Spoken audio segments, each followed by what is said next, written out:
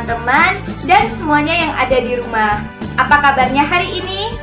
Semoga kita selalu dalam lindungan Allah Subhanahu wa Ta'ala, dan jangan lupa untuk selalu tetap di rumah dan jaga kesehatan. Nah, perkenalkan, kami mahasiswa Universitas Islam Negeri Sultan Taha Saifuddin Jambi, Fakultas Tarbiyah dan Keguruan, Program Studi Pendidikan Islam Anak Usia Dini, semester 6, Lokal A. Nah, teman-teman, di sini kami akan menampilkan video tentang kisah legenda Putri Cermin Cina. Nah, pastinya teman-teman penasaran dong bagaimana kisah legenda tentang Putri Cermin Cina. Sebelum itu, jangan lupa untuk like dulu video ini dan subscribe channel ini, lalu kalian share ke sosial media yang kalian punya. Nah, langsung saja yuk kita simak videonya.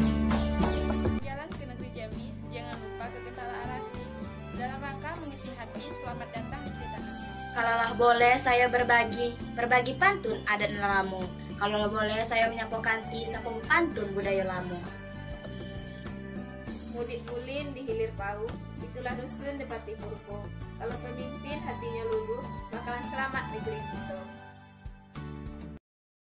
Legenda Putri Cermin Cina. Dahulu kala di negeri Jambi, tepatnya di Kecamatan Pemayung, Kabupaten Batanghari sekarang, terdapat sebuah kerajaan yang berada di tepi sungai Batanghari. Kerajaan tersebut dipimpin oleh seorang raja bernama Sultan Mambang Matahari. Beliau dikenal sebagai seorang raja yang gagah, berwibawa, adil, dan bijaksana. Kearifannya dalam memimpin kerajaan membuat Sultan Mambang Matahari sangat dicintai oleh rakyatnya. Seluruh rakyat hidup bahagia, saling menyayangi, dan tolong-menolong. Rakyat di kerajaan itu hidup sejahtera dari hasil berkebun dan bertani ataupun berternak. Sultan Mambang Matahari selalu berpikir tentang kepentingan rakyatnya. Ia menjadi tempat bertanya bagi seluruh lapisan masyarakat.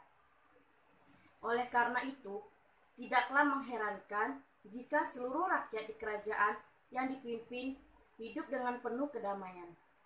Sultan Mambang Matahari dikaruniai seorang putra dan putri yang beranjak dewasa. Putranya bernama Tuan Muda Selat. Tuan Muda Selat mewarisi kerupawanan dan kerendahan hati ayahnya. Ia ramah dan tidak pandang bulu dalam bergaul, sehingga memiliki banyak teman. Tuan Muda Selat seorang yang ceroboh. Ia sering tidak berhati-hati dalam bertindak. Putri Sultan Mambang Matahari, adik Tuan Muda Selat, bernama Putri Cermin Cina. Ia seorang gadis berparas jelita, kulitnya putih bak kualam Cina, rambutnya legam bak mayang mangurai, pipinya elok bak pau dilayang. Matanya cemerlang seperti bintang timur, dengan alis mata bak semut beriring. Mohon maaf Paduka, ada hal yang penting yang ingin saya sampaikan. Ada baiknya kabar itu disampaikan di dalam saja. Mari kita naik ke istana. Kabar penting apa gerangan yang engkau bawa, Hulu Balang? Tersiar kabar bahwa dalam waktu dekat akan ada seseorang saudagar kaya dan anak buahnya datang kemari. Dari mana saudagar itu berasal? Ampun Paduka, hamba belum tahu pasti asal negerinya. Tetapi banyak yang mengatakan bahwa ia datang dari negeri yang jauh. Apa sebelumnya saudagar itu pernah kemari? Sekiranya ia pernah kemari, kita pasti mengenalnya. Sudah banyak saudagar kaya datang ke kerajaan. Kita bahkan tidak sedikit pula yang kembali datang untuk meningkatkan kerjasama dengan kita. Saudagar itu belum pernah datang kemari. Kalau begitu, undang saudagar itu beserta rombongannya untuk datang ke istana ini ketika mereka tiba nanti. Baiklah Paduka, akan saya laksanakan titah Paduka. Saya mohon undur diri. Siapapun yang datang dengan niat baik ke kerajaan kita, wajib kita jamu dengan baik pula. Ingatlah, selalu bawa batang pulai berjenjang naik meninggalkan ruas dengan buku. Manusia berjenjang turun meninggalkan perangai dengan laku. Berbuat baiklah selalu kepada siapa saja sesuai dengan ajaran adat budaya kita. Hormat dan hargai setiap tamu yang datang. Baik, Ayah. Baik, Ayah.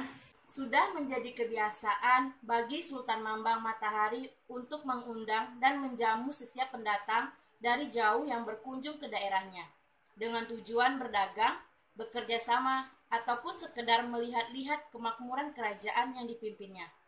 Ia ingin siapa saja yang berkunjung di kerajaannya mendapat kesan yang baik, sehingga silaturahmi antara kerajaan dan daerah tersebut akan terus terjalin. Anakku Putri Cermin Cina, tolong kau siapkan hidangan terbaik untuk menjamu saudagar dan rombongannya itu. Mereka datang dari jauh, pastilah mereka lelah tibanya di sini. Baik, Ayah. Akan Ananda laksanakan perintah Ayahanda. Kau Tuan Muda Selar, perintahkan para pelayan istana mengatur tempat perjamuan untuk kita nanti. Segera hamba laksanakan, Ayah. Setiap ada tamu kerajaan yang datang, Sultan Mambang Matahari selalu meminta bantuan putrinya untuk mempersiapkan segala sesuatu yang diperlukan untuk menjamu para tamu. Putri Cermin Cina dibantu para pelayan untuk menghidangkan makanan dan minuman yang menjadi ciri khas makanan dan minuman dari kerajaan mereka. Keesokan harinya, Putri Cermin Cina mengajak dayang-dayang dan juru masak istana pergi berbelanja untuk keperluan membuat jamuan untuk saudagar beserta rombongannya yang akan datang ke kerajaan mereka.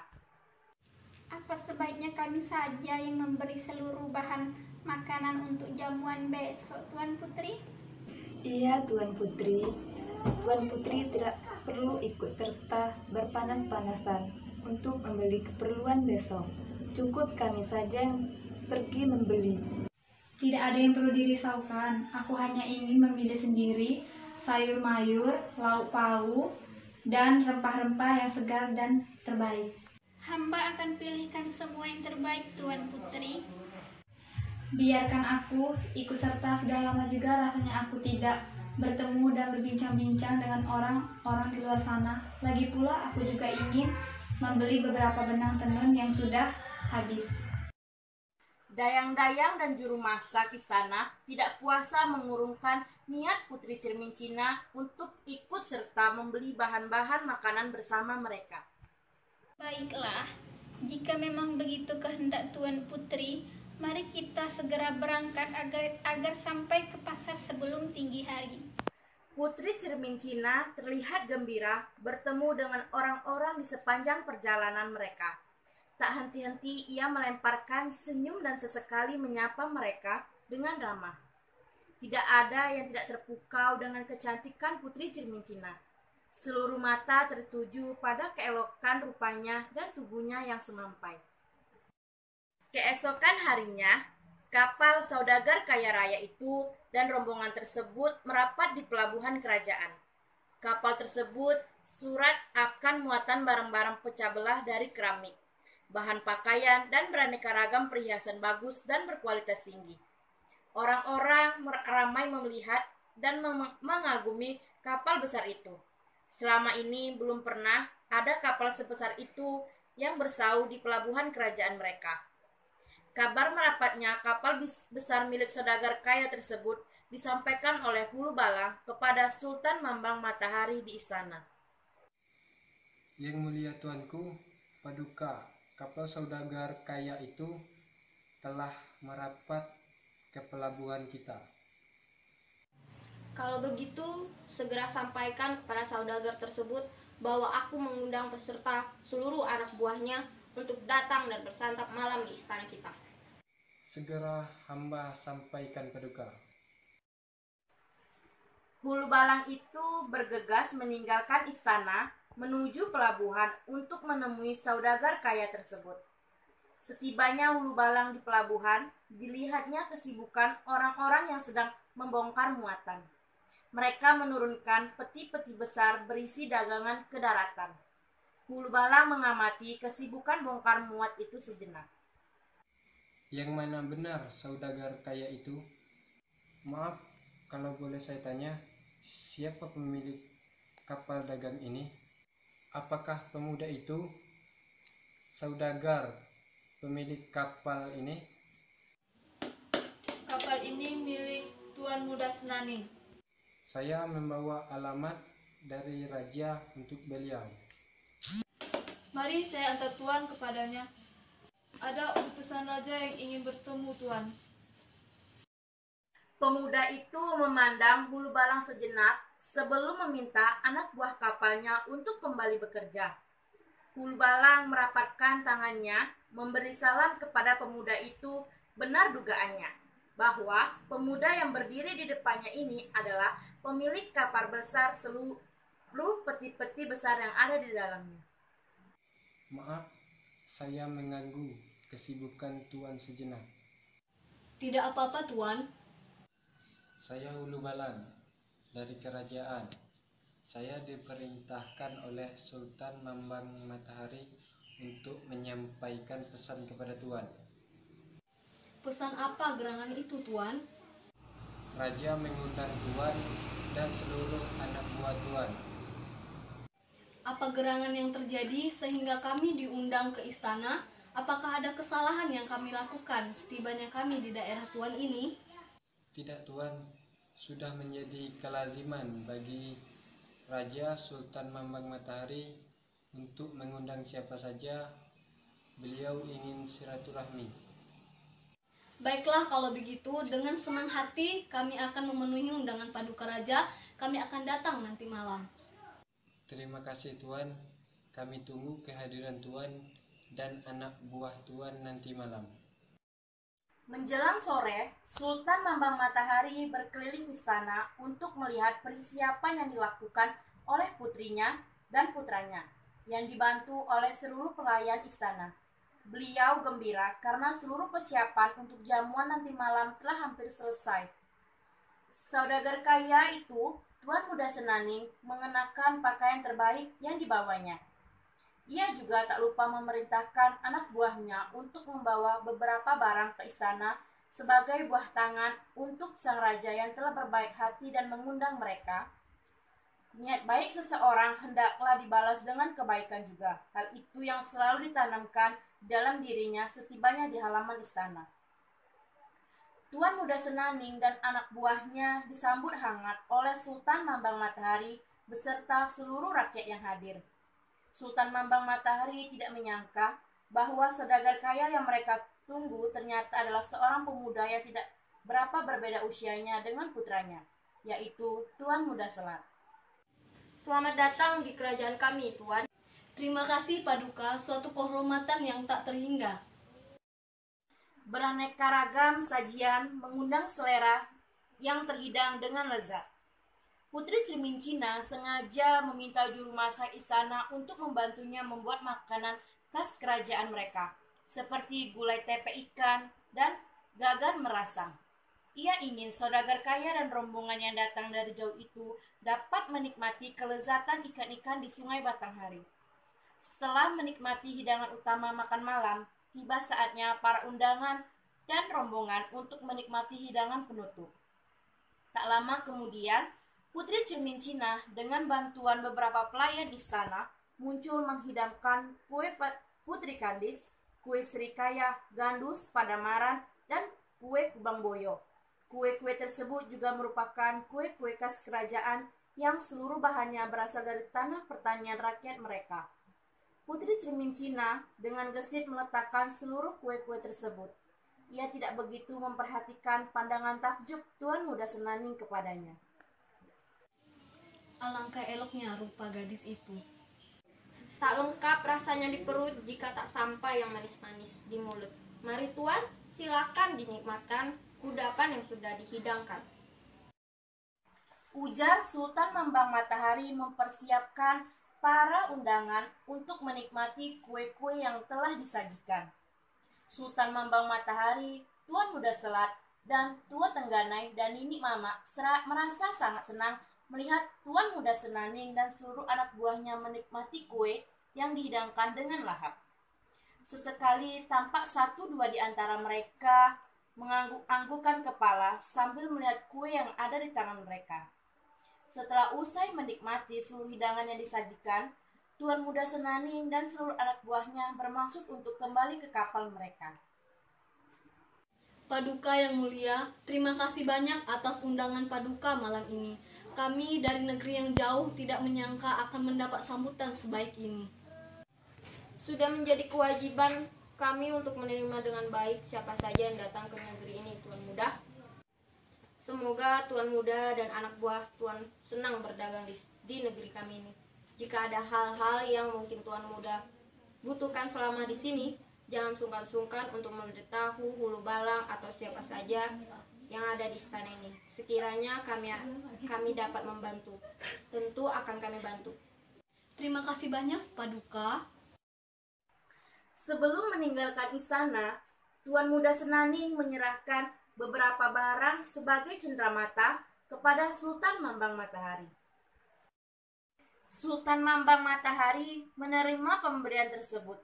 Ia begitu merasa terkesan dengan kesantunan dan kehalusan Tuan Muda Senaning dalam bertutur. Sultan Mambang Matahari tidak menemukan kesombongan dalam perilaku dan tutur kata saudagar muda tersebut. Padahal ia memiliki kekayaan yang berlimpah. Barang-barang yang dibawanya sebagai cenderamata pun bukan barang-barang biasa, tetapi barang-barang bermutu tinggi. Tuan Muda Senaning dan seluruh anak buahnya meninggalkan istana Sultan Mambang Matahari.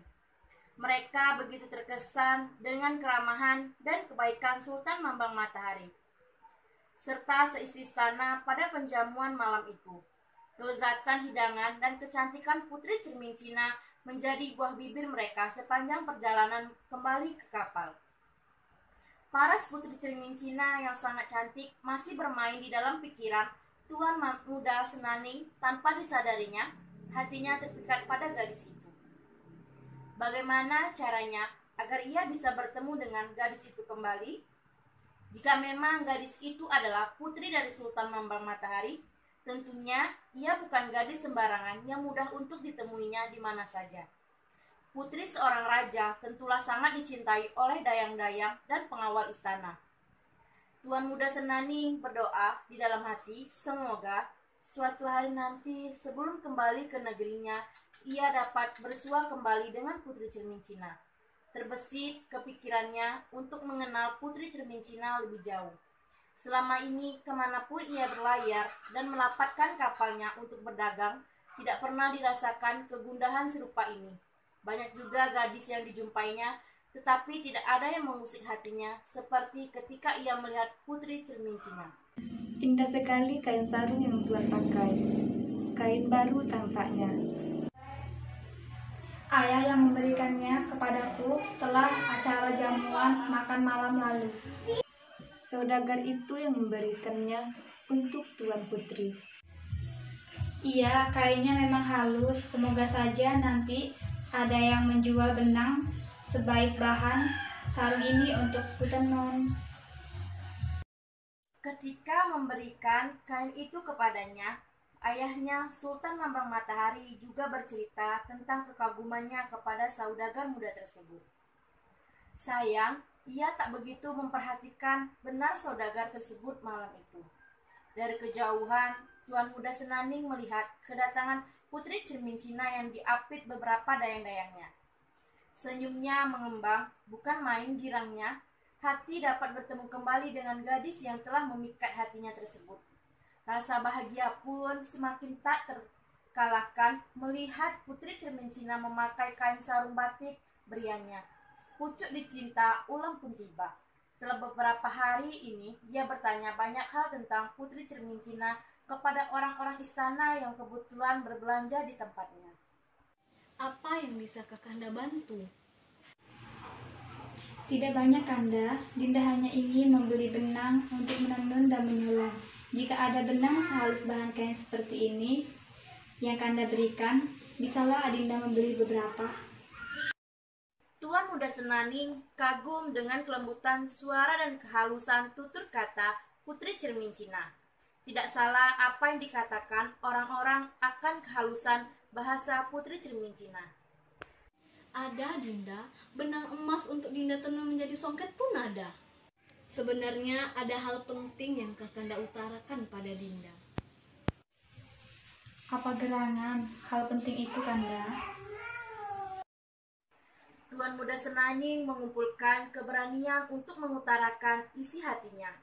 Ia berharap tidak akan bertepuk sebelah tangan.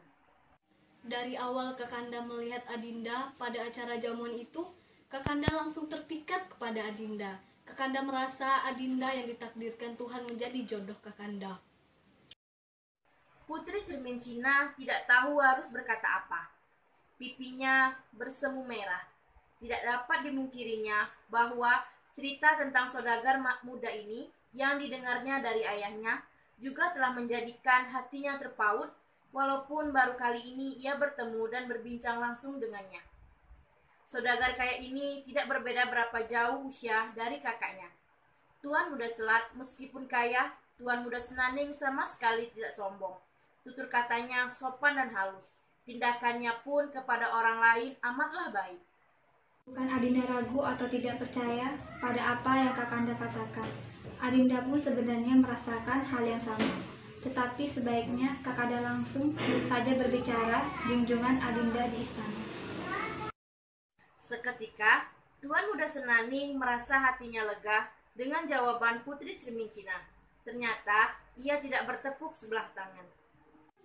Baiklah Adinda, Kakanda akan menghadap ayahanda untuk mengutarakan niat hati ini. Dilepasnya kepergian Putri Cermin Cina dengan pandangan mata yang tenang. Besok ia akan segera menemui Sultan Mambang Matahari di istana untuk menyampaikan maksud hatinya, mempersunting sang putri. Keesokan harinya, ketika matahari lewat sebenggala, Tuan Muda Senaning pun mendatangi istana hendak bertemu dengan Sultan Mambang Matahari. Beberapa hulu balang menyambutnya di tangga dan mengantarnya menemui Sultan Mambang Matahari. Apa kabar Tuan Muda?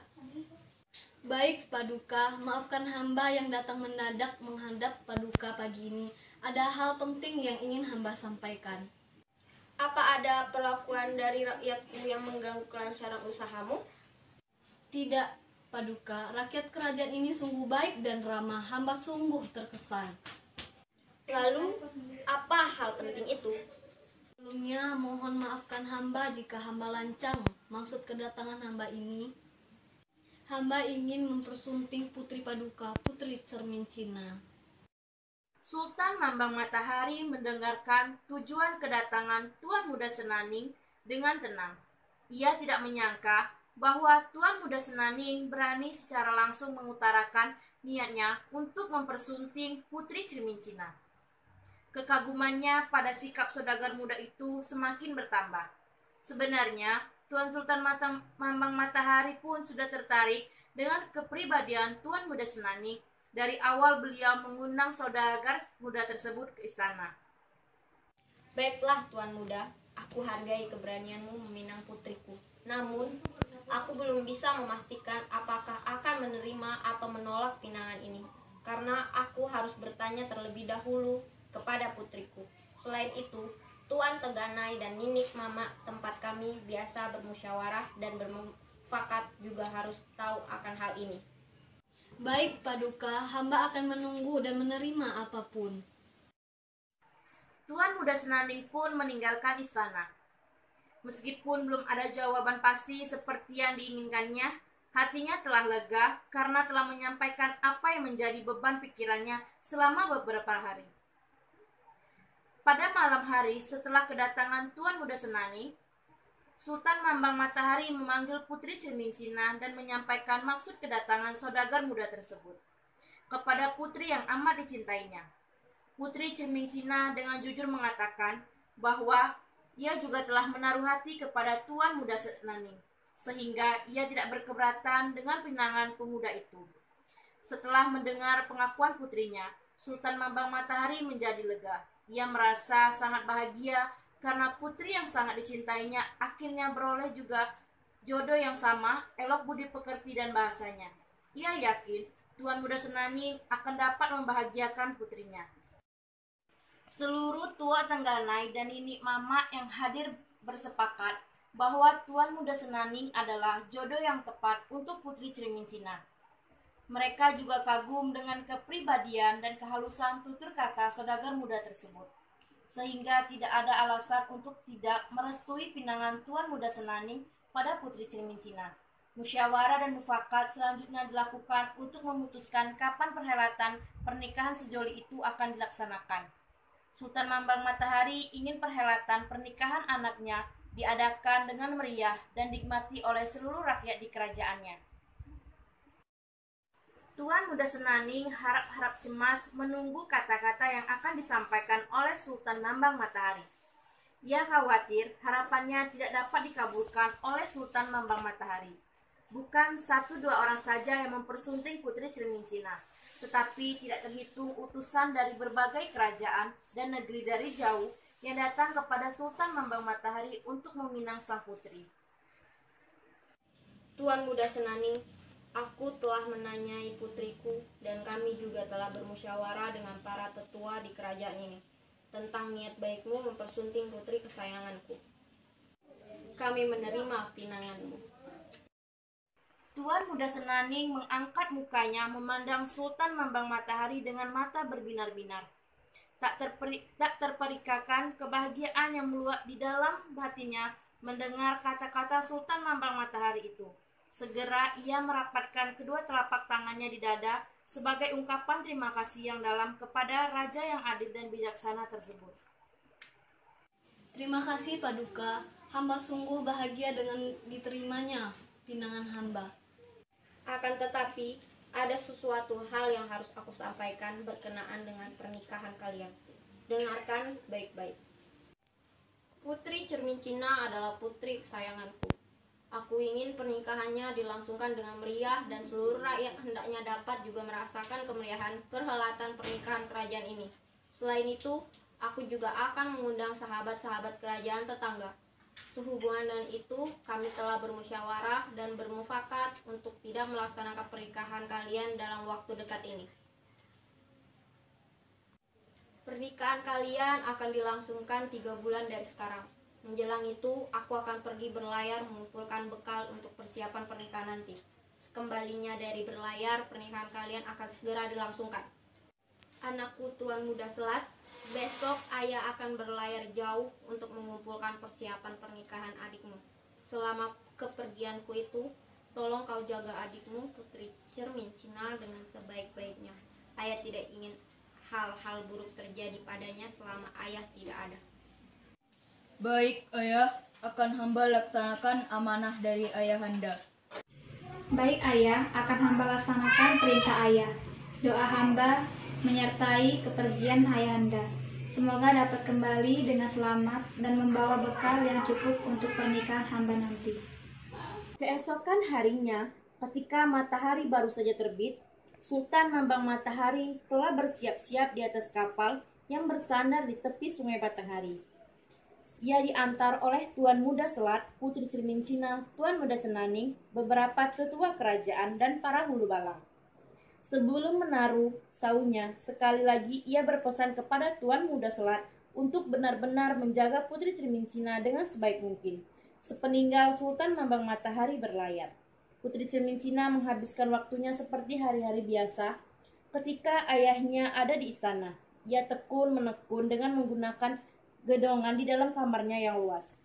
Pada suatu siang, ketika Putri Cermin Cina sedang menenun di saat yang sama, Tuan Muda Selat bermain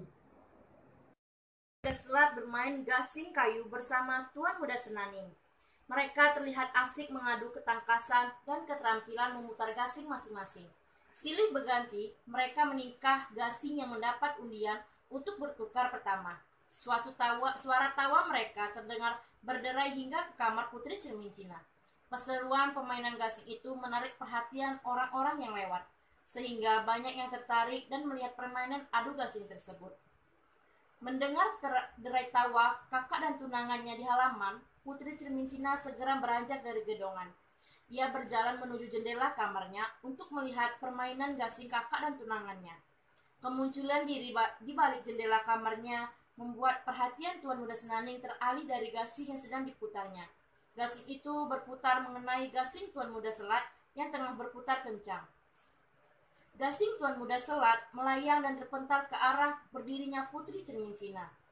Gasing itu tepat mengenai dahi Putri Cermin Cina, Mereka melihat tubuh Putri Cermin Cina terjatuh bersamaan dengan teriakan para dayang-dayang, Tuan Muda Selat dan Tuan Muda Senaning.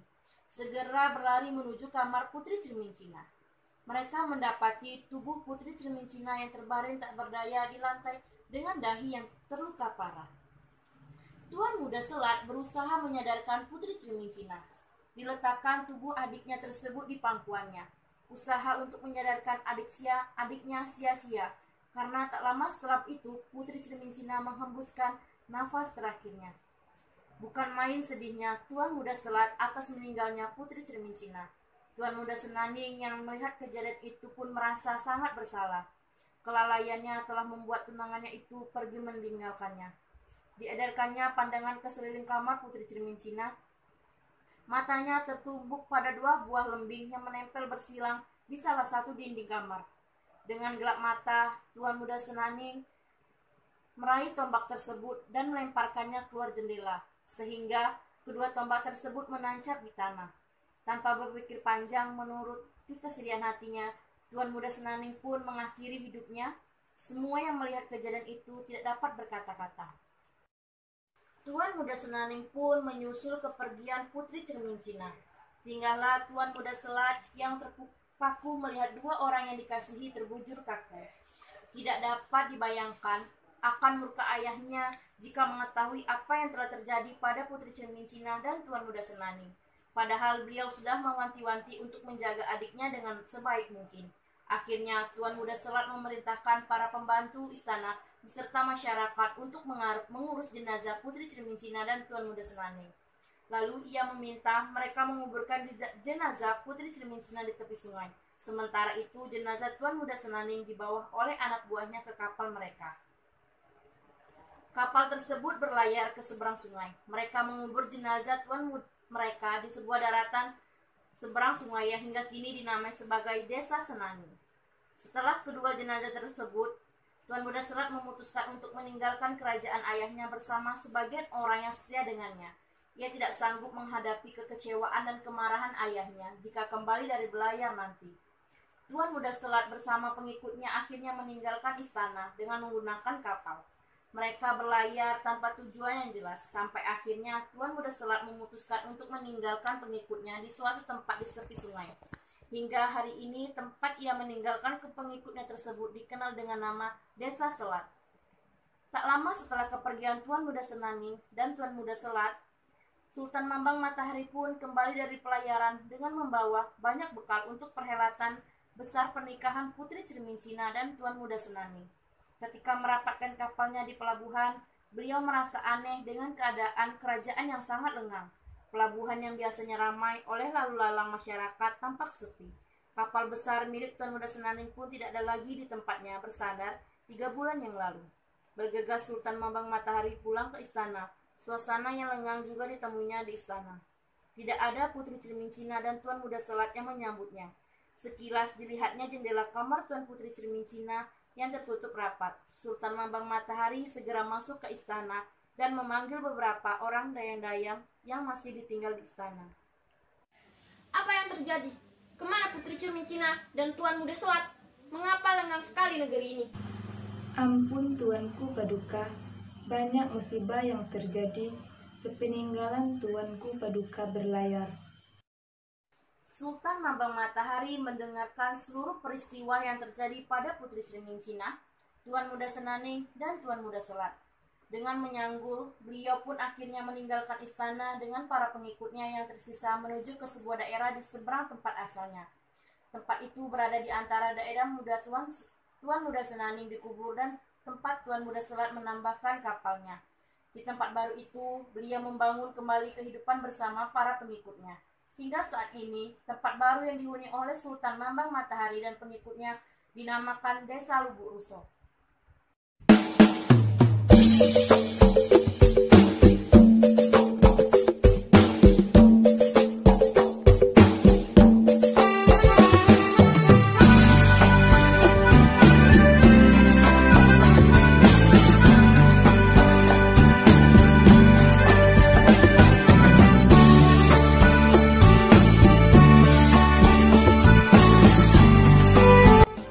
Cerahnya nampak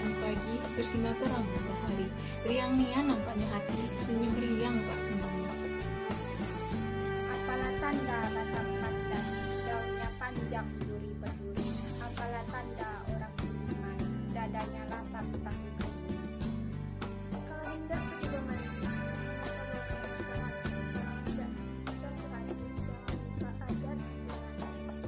Assalamualaikum warahmatullahi wabarakatuh.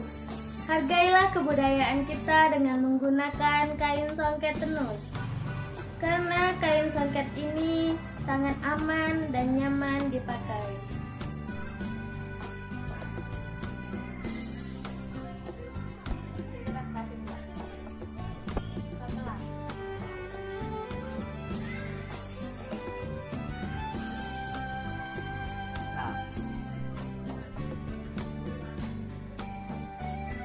Tahu nggak ngambil handphone nanti saya kunci.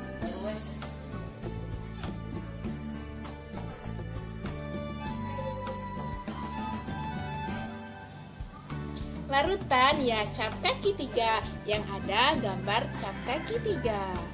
Jangan salah pilih ya, larutan ya cap kaki 3.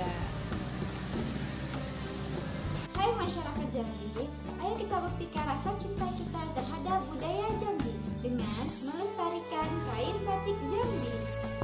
Assalamualaikum warahmatullahi wabarakatuh. Perkenalkan, kami dari mahasiswi program studi pendidikan Islam anak usia dini lokal 6A. Di sini kami akan membacakan puisi yang berjudul Cinta Abadi. Langit biru berganti gelapnya malam, menyiksa ruang kosong kesunyian. Hingga kini cahaya terang itu datang karena dirimu, wahai sang putri pujaan.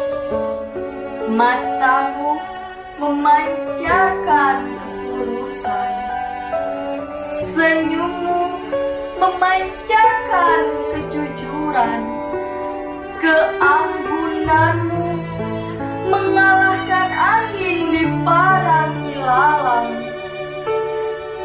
Kecantikanmu adalah tanda keagungan Tuhan.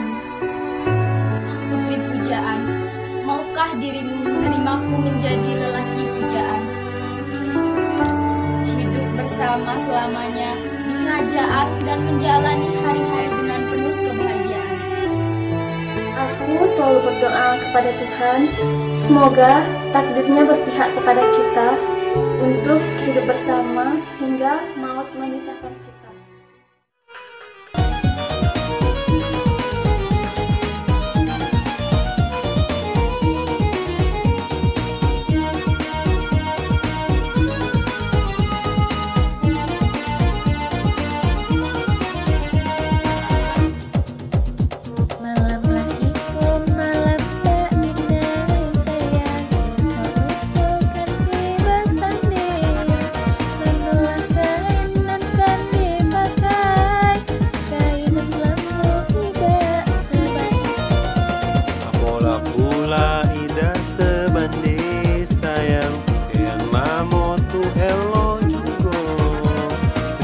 Ganti duduk bersanding, kau di rumah jangan belago.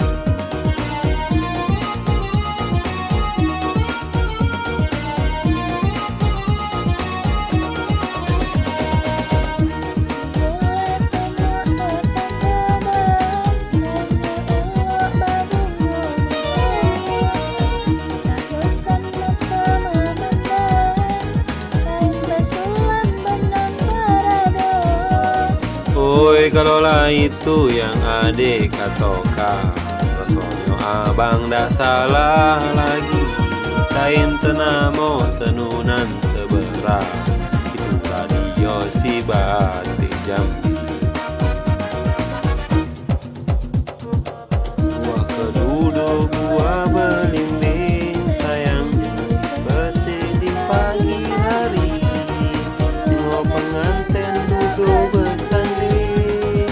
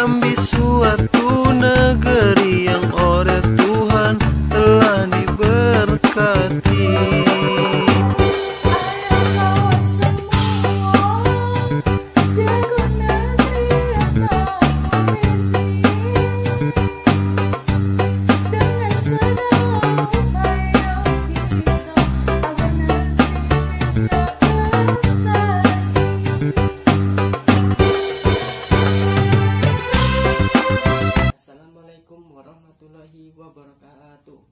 Baik, perkenalkan, nama saya Firman Raharjo. Di sini saya sebagai sutradara dalam film Putri Cermin Cina. Cerita ini dikisahkan di negeri Jambi, tepatnya di Kecamatan Pemayung, Kabupaten Batanghari. Terdapat sebuah kerajaan yang berada di tepi sungai Batanghari. Kerajaan tersebut dipimpin oleh seorang raja bernama Sultan Mambang Matahari. Beliau dikenal sebagai seorang raja yang gagah, berwibawa, adil, dan bijaksana. Sultan Mambang Matahari dikaruniai seorang putra dan seorang putri yang beranjak dewasa. Putranya bernama Tuan Muda Selat. Ia ramah dan tidak pandang bulu dalam bergaul, tetapi ia seorang yang ceroboh dan putrinya bernama Putri Cermin Cina. Ia seorang gadis berparas jelita, kulitnya putih, bak pualan Cina. Film ini sangat bagus, sangat mendidik, dan banyak pesan moral yang didapat. Mau tahu kelanjutan ceritanya? Silahkan tonton video kami. Jangan lupa nonton ya. Nah, itu dia tadi kisah legenda Putri Cermin Cina yang menghembuskan nafas terakhirnya dikarenakan kepalanya terkena gasing yang dimainkan oleh Tuan Muda Selat, sehingga membuat Tuan Muda Senaning pun ikut menyusul kepergian Putri Cermin Cina. Sehingga tinggallah Tuan Muda Selat yang menyesali perbuatannya. Lalu sepulangnya Sultan Mambang Matahari, ia pun ikut meninggalkan istana dan membangun kehidupan baru di desa Lubuk Ruso yang berada di antara daerah Tuan Muda Senaning dikuburkan dan Tuan Muda Selat yang meninggalkan kapalnya. Dalam kisah ini, pesan moral yang dapat kita ambil yaitu selalu berbuat baiklah kepada semua orang dan jangan pernah ceroboh untuk melakukan suatu hal yang dapat merugikan banyak orang. Nah, terima kasih untuk adik-adik semuanya dan teman-teman yang telah menyaksikan video kami. Dan jangan lupa untuk selalu mengikuti channel ini. Dan jangan lupa juga untuk like, komen, dan share videonya ke sosial media yang kalian punya. Dan saya akhiri, wassalamualaikum warahmatullahi wabarakatuh.